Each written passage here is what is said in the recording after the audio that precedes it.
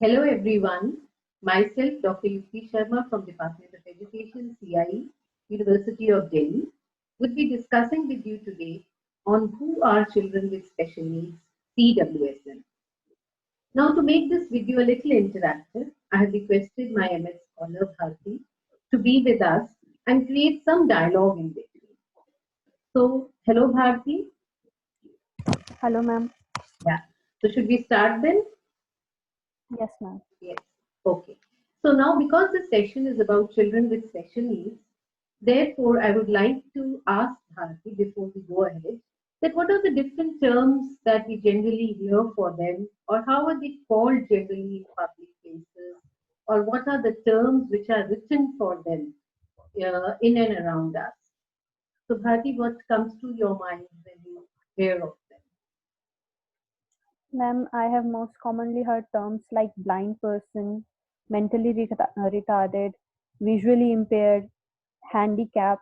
These are several terms that I have heard. Yes. So, visually impaired, disability, handicap, blind, visually challenged. These are the several terms that we often hear about these children. Let's see in our next slide.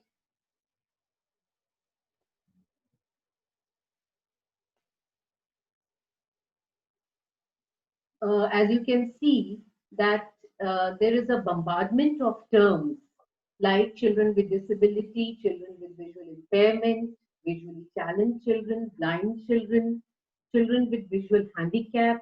So there are several terms which are generally used for them, and we often get confused that which one to use.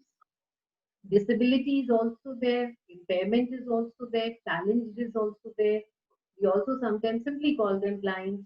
Now, these terms simply we have written in the context of blind, but if you see in the context of mentally retarded or mentally challenged or mentally disabled, or you see in the case of deaf or dumb, whom we call as hearing impaired or speech impaired, there also you will find this multiplicity of terms. So as an example, we have just taken for the blind. Now, the question here is that why there are so many terms? Why these multiple terms are there? Are they confusing us? Do they create confusion in your mind also? What are the questions that come to your mind when you listen to so many multiple terms? Do you also experience a confusion? What relation these terms have with CWSN, or CWSN is a separate category of term that is used, and what is the relation of all these popularly used terms with CWSN? Why should we call them CWSN? Why shouldn't we simply call them children with disability, impairment, or simply blind, deaf, or dumb? Now, these are some of the valid questions, as in our society, these people or children have been addressed in a variety of ways since many years. And sometimes we also think as if these are jargons, and there is a jargonization of terms. You know? Why are we using these terms? Why are we calling them in a specific way? Even we sometimes don't understand. We simply follow because it's being used in a particular way. So we also start calling them in the same way without understanding that why are we calling them in this particular way. So this presentation basically is going to help us understand, number one, that why there are these multiple terms existing. Also, when we use a particular phrase or term for them, it will help us to understand that what stance are we taking while we are using those terms for them. So there is a stance, there is a perspective behind use of every term. Bharti, do you want to ask something or say something before we go on further? Yes, ma'am, I would very much like to know why there are multiple terms and which is the correct term to use. Okay, that's a very valid question.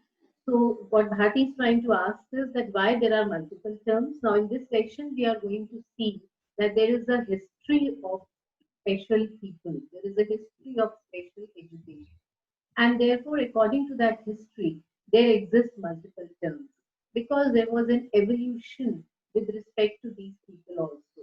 The way society looked at them many years back in the medieval ages or in the after the medieval ages, all that in the modernist era and now in the postmodernist era, all those historical time periods, the time frames actually were different from each other, and therefore the society's perspective towards these people also kept evolving and changing. And that is why we got multiple perspectives. And so each term we'll see in this presentation or each phrase actually signifies some historical period or signifies some perspective to disability. This is one point.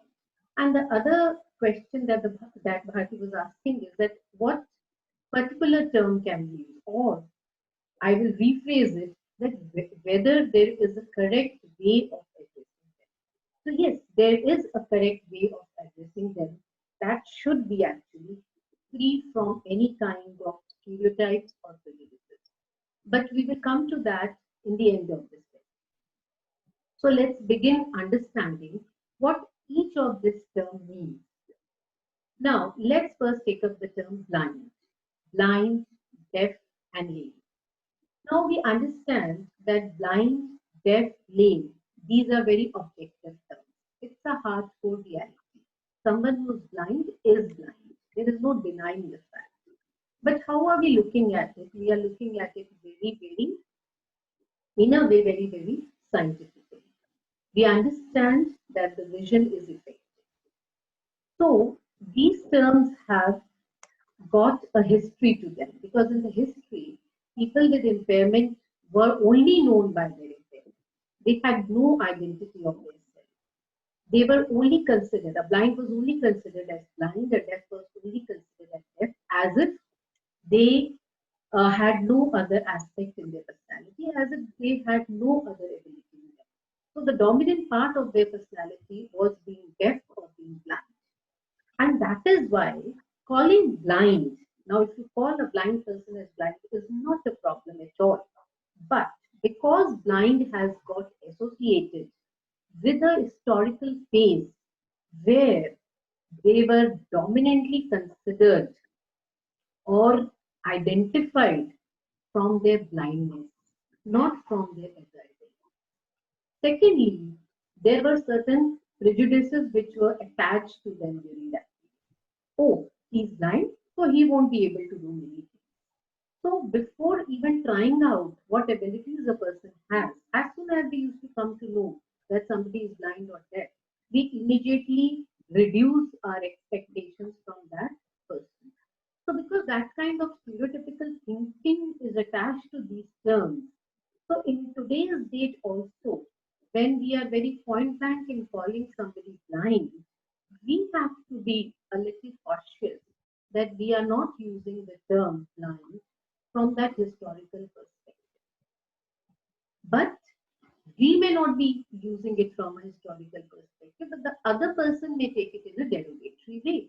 And that is why calling blind a blind may be derogatory for the other person, although you may not be using it that way. And that is why use of the terms like blind, deaf, lame, all these have been reduced. We instead prefer using some other terms which are not loaded with these stereotypes and prejudices.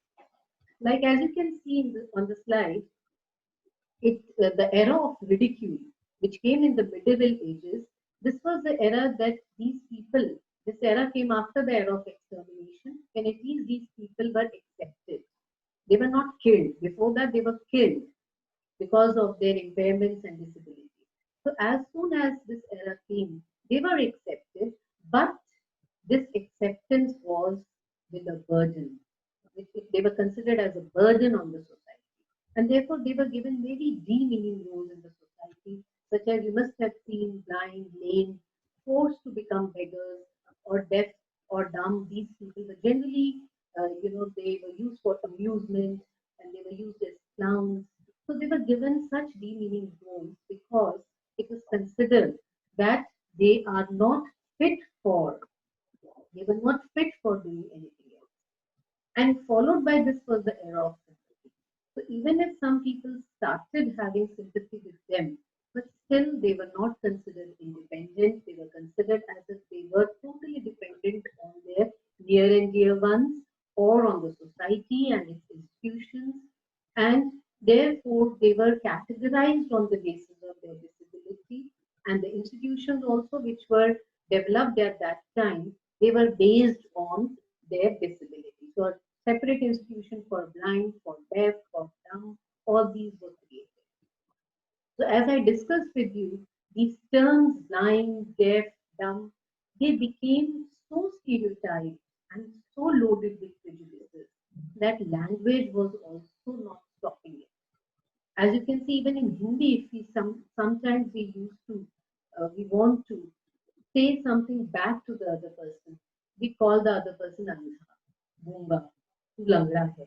So हम जब भी एक derogatory language, whenever we want to use some derogatory language with the other person, we start using these terms.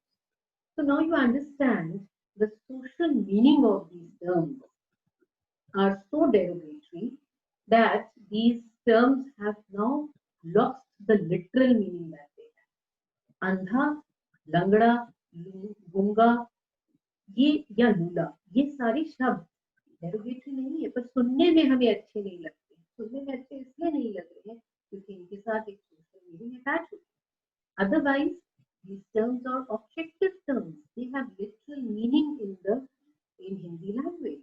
As words like blind, deaf, dumb, they have literal meanings in English language. But those meanings are not any more important because the social meanings which have been attached to that has taken place. So precisely because of this reason that we don't prefer to use these terms now.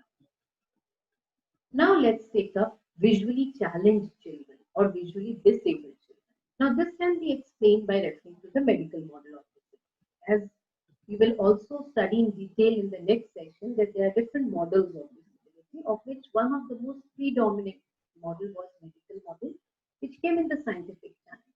Now because it was in the modernist era that this model came in, it was considered totally based on medical science, and the idea was totally of diagnosis and treating these people. But the limitation of this model was that it gave too much emphasis on their medical condition, on their impairment. So much so that they were called by their medical condition only. Like, for example, visually disabled child. So, visually disabled part of the phrase was much more important than the child itself. And therefore, medical condition, as is written on the slide, came before the child. It signified that the medical condition was much more important than the child. The child may be having many other abilities, but we are totally focusing on the visual disablement.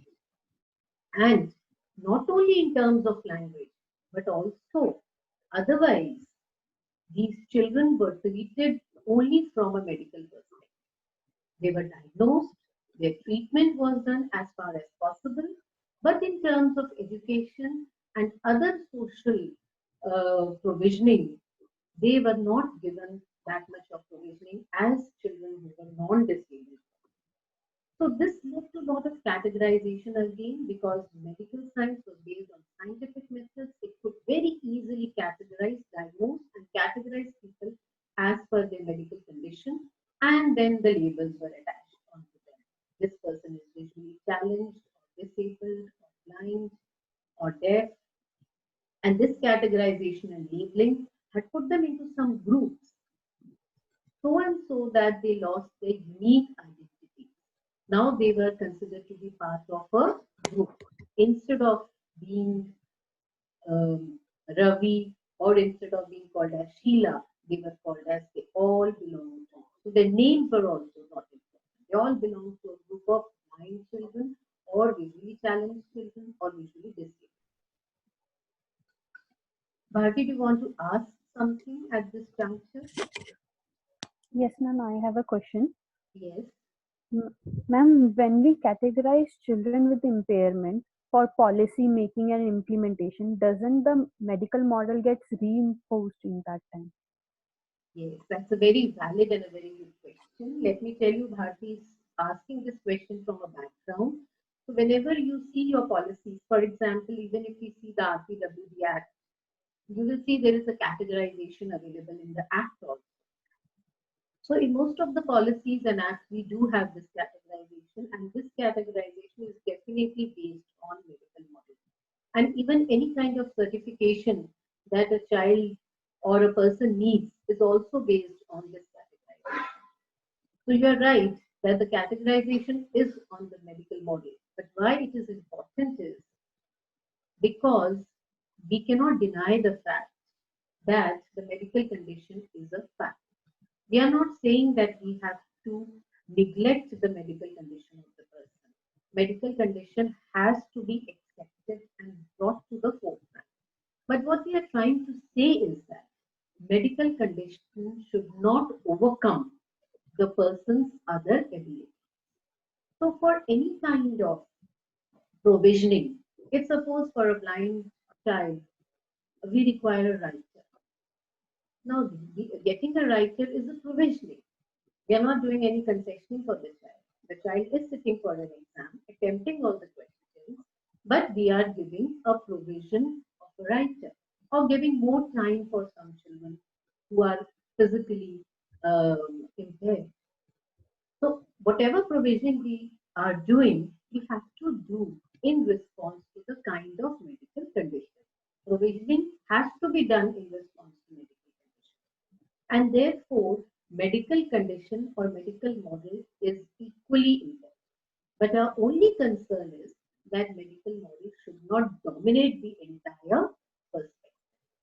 So medical model has to be balanced out with the other models of disability so that the person's individuality is equally important. Right? So now let's take up the phase. This is the phase children with visual impairment. Now, this is coming from another model which is called as the socio-political model of disability. This model says that disability is created in the society. Now, the medical model was saying that the disability or the medical condition exists in the individual. No doubt about it. Medical condition does exist in the individual, but not disability. Social model says it delinks impairment from disability. It says that medical condition or impairment exists in the individual, but disability is something which is present outside the individual in the environment. It is created by the society. And those people who have that particular kind of impairment would get affected. Like, for example, the simplest example is that when a building has only stairs, no lifts, or no ramps, people who are physically, orthopedically challenged or disabled, they get affected because it's not an inclusive building. The structure of the building is not universally designed that it suits everybody. So it's the design of the building which is making the person disabled. Impairment therefore exists in the individual and disability is socially created, it's in the society. So when we say child with visual impairment, we are actually referring to the child from the social model of disability. And here you can see that the medical condition is coming after the child. So the child is more important than its medical condition. Medical condition is only one part of the child's personality. So the best thing, as far as till now, out of my experience, I have seen the best way to address any child with disability is calling the child with its impairment. Like, for example, child with visual impairment, in which the child comes first and the medical condition comes later. So both the things are balanced out. We are using the social model also because we are using the word impairment and separating it from disability. And at the same time, we are also acknowledging the medical condition of the child by referring to the term impairment. Now, let's discuss another term which is generally seen, which is children with visual handicap. Now, where does this term handicap come from? Disability is okay, impairment is okay, and we are dealing the two. We've understood the meanings of two. But where does this term handicap come from? Now, after the medical and social model, both of the models were at two extremes. Medical model gave too much importance to the medical physical condition, and social model actually totally neglected the medical condition of the children. So they were at the two extremes, and therefore WHO tried to balance out the two models, and therefore gave another clarification with respect to handicap. It said that handicap is a term which is separated from or different from impairment and disability, and it is basically the functionality of a person who is impaired. So again, WHO clarified that handicap is not present in the individual, but it is a disadvantage which results from the person being impaired. And therefore, when we say children with visual handicap, it is actually not a correct way of saying from this perspective as well as from the perspective of social model of disability, because handicap doesn't lie in the person. It is again the impairment which lies in the person. So when we were casually using the word handicap, and handicap word became very popular because we thought that any kind of deformity or missing of any kind of body part is equal to handicap. But it is not. It is again a term which was used with less understanding or in fact no understanding. But one that was clarified by WHO, again, the phrase children with visual handicap does not have meaning as the phrase children with impairment or visual impairment. Right? So next, go on to the next slide. So this was about the multiple terms. And now we come on to the final term which we are trying to discuss today, children with special needs, and what it has to do with so many terms that we have discussed till now. Now, while these multiple terms are used to describe children with impairment, but when we come in the context of education, specifically special education, we know certain things about it. One is we know that special education, came and evolved as an alternative system of education, which was in segregated settings, which were called as special schools. So they happened in special schools, and they were other than the general education. And therefore, general education was being called as mainstream education, and special education became not so important form of education, which was only for these children.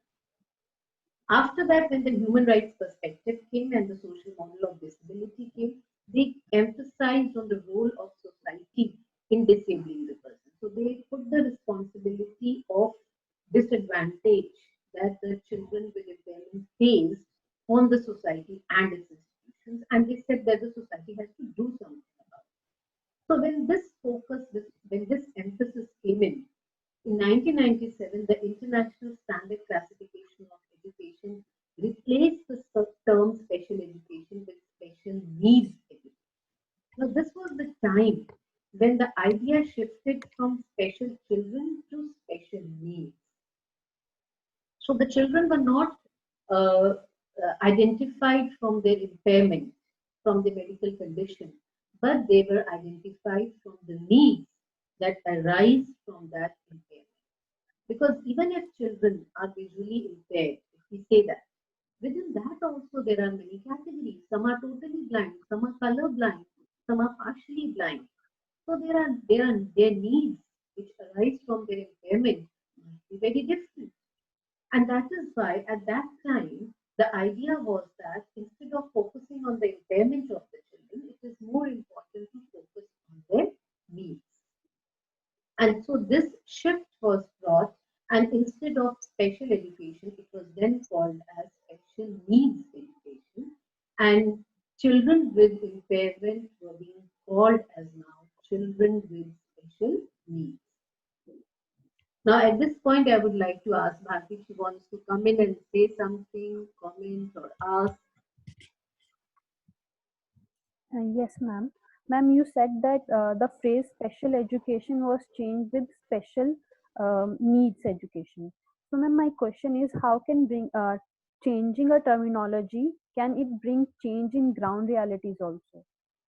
Yes. That's a very important and a very valid point, in fact, because what we are right now seeing in this presentation, although in the beginning we were talking about the realities and we were talking of multiple terms, but as soon as we came in the sphere of education, we have also started talking about the various international initiatives that have been taken. So definitely there is a gap, Bharti, between what is happening at the international level, what is happening at the policy level, and what is happening in the reality.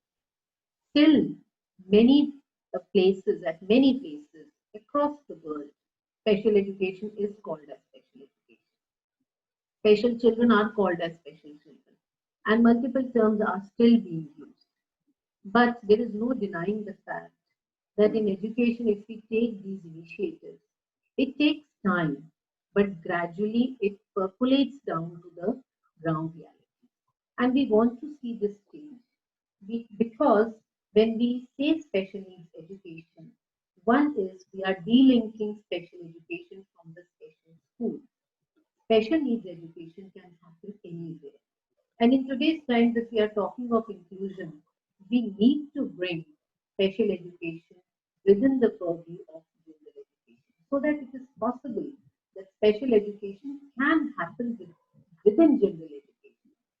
And therefore, special needs education can happen with any child who has some unique needs and not necessarily only for children with impairment. So with special needs education, although in practice we may not have changed, but in theory, the understanding that we have gained is special needs education has an idea which is much broader than special education. Special education was only confined to special school and only for children with impairment. But special needs education is open to all, any child. And in fact, every child is unique. And every child has different kinds of needs. So it's the teacher, a general education teacher, who needs to understand that how the children who are in my class have unique needs. What needs do they have? So then slowly, gradually through this, we are trying to look it as diversity. Look it as a diversity amongst the humans, amongst the children, and not simply separating children with impairments and making them into a category. So when we say special needs education, we expect it happens in general education, and every child's need is being acknowledged and brought into that classroom. The teacher brings it into the classroom, which is very, very. So coming back to our presentation, is it okay, Bharti? Anything else in Yes, ma'am. response to that? Okay. No, So ma'am. children, okay. So children with special needs, as I said, and a very important point was raised by Bharti, that how does it matter? So it matters in theory. And when it matters in theory, those concerns then gradually percolate down to practice and to the reality, to the ground reality. So another important reality is TWS, and when this term was coined, it not only included children with impairments, but it also started including many other children who were being neglected, who were being excluded from the system for other reasons. Like, for example, gifted children. Gifted children, we know, are those children, high-end learners also they are called as, creative also they are called. They are those children who are ahead of their age. They have more passion for learning, they have more concentration, they have more interest as compared to the other children. Now, in any classroom, a teacher very easily identifies who is the child who is a high learner in my class, right? But these children are neglected because one, they also have unique needs. They have more craving for learning, and maybe they are not getting in the classroom what they want. Most of the time, they are not getting because we are teaching for the average children. And second thing is because the teacher identifies them that, oh, he is gifted, he is very intelligent, so he doesn't need my guidance. So the teacher actually sometimes, in fact, many of the times, stops planning for those students because they think, and there are many research studies in this area which prove that most of the teachers and parents think that gifted children are independent and they don't need any kind of scaffolding. But in fact, they need more scaffolding. They have much more needs than any other child. And so this group of gifted children who were also neglected, whose needs were also not met in the general education classrooms, they also were included in CWSN category. Other than that, UNESCO's regional report, which was titled Assessment of Needs for Children CWSN, in its first regional workshop for SAARC countries also stated that there is a large proportion of children who come in the group of child laborers, street children. They are victims of natural catastrophes or social conflicts, or those who are in extreme social or economic deprivation. All these children also somewhere get excluded from the system because they are not able to cope up with the education, general education that's happening in the school. And these children who get drop out from the school system also are children with special needs. So as soon as this term children with special needs came in, it is not only representing children with impairments, but it includes gifted children also and any other child who is disadvantaged, somehow disadvantaged for any of the reasons. And therefore, for this presentation, we can list out, but this list is not comprehensive. There can be any child which a teacher thinks has a special need can be included in the category of CWS. And different policies at the international level or at the Indian level defines it in different ways, keeps it expanding with time. So that's why no list can be called as a comprehensive list for this category of CWS. And therefore, as we can see on the screen, CWSN includes children with impairment. Now, this list of impairment again has broadened. In RPWD Act, there are 21 disabilities which have been identified. Even the acid victims are also included in this now. Then there is gifted children, and then there are children belonging to disadvantaged backgrounds, depending on the context. Now, this context varies. Some economic class who is disadvantaged in one particular region may not be in other region. Some which is a backward class in one region may not be backward in other regions. So that varies according to the context and has to be understood in that particular region. So it could be socially, it could be disturbed context, economically, linguistic minority, due to caste system, being a girl, or being any other gender. So these could be some of the reasons because of which a child could be coming from a disadvantaged background. So at this point, I would like to call Bharti in, and you have any question or comment about these categories and the way we define CWSN? Yes, ma'am. Ma'am, when we club gifted children and children with disadvantageous situations into CWSN, wouldn't it dilute the efforts toward children with impairment? Okay, that's interesting. That's a very interesting question. Very thoughtful question, I must say. Uh, Now, when we say CWSN, CWSN is an idea which is totally inclined to inclusion. Now I come to inclusion. And when I am talking of inclusion, I am talking of including each and every child in the classroom. And that means I'm not looking at children as children with impairment or gifted or children belonging to some disadvantaged background. I'm looking at children as children and whatever differences they have, those differences are considered as diversity for me. So, although for our convenience, for our understanding, because we have a history that talks of exclusion, these are those people, these are those children who have got excluded from the system in history. And that is why we are making a deliberate effort to bring them back to the system, to bring them back to the society. That's why it is important to talk in these categories. But otherwise, as a teacher, when I go to the classroom, I am not concerned whether they are gifted children or they are impairment, children with impairment or disadvantage. I'm not going to categorize them. I'm just going to address whatever need they have. Right? So therefore, this question of who I'm giving more attention and whom I'm not giving more attention shouldn't come actually, right? So I should be only thinking about one child and the needs of that child.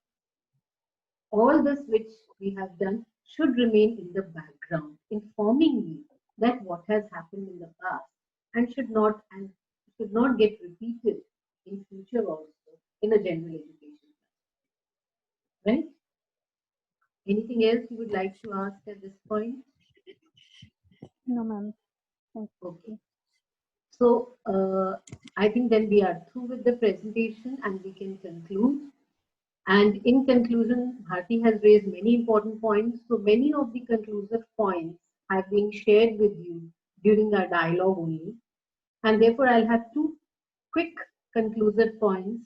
One is that the idea of CWSN emerged along with the paradigm shifts that have taken place in education, in special education, and later it has expanded to include the disadvantaged children. One thing, this we have to understand, that CWSN is not a term which has come de novo. It has a history and it has got a rationale to it. Second is that emergence of CWSN, the children with impairment were used by different words in different times of history, and therefore it is imperative to trace the history in order to understand that why multiple terms exist and how these terms came into it. So therefore, whenever you use a particular term for children with impairment, always remember that that term has some connotation attached to it. There is some history which is attached to it. And therefore, it is implying a particular social meaning to the other person. So we have to be really cautious because we are, fortunately, the students of inclusive education. We are studying, we are getting an opportunity to study inclusive education. So we are more informed than those people who don't study in this area or who didn't get an opportunity to study in this. So at least being from this field, we should be a little aware in using the right kind of terms for these two. So with this, we would say thank you to all of you. Thank you for being with us. Thank you, Bharti, for this effort from your side. Thank So you, let's ma'am. thank you to all of them for being with us. Okay. Till the next video, goodbye.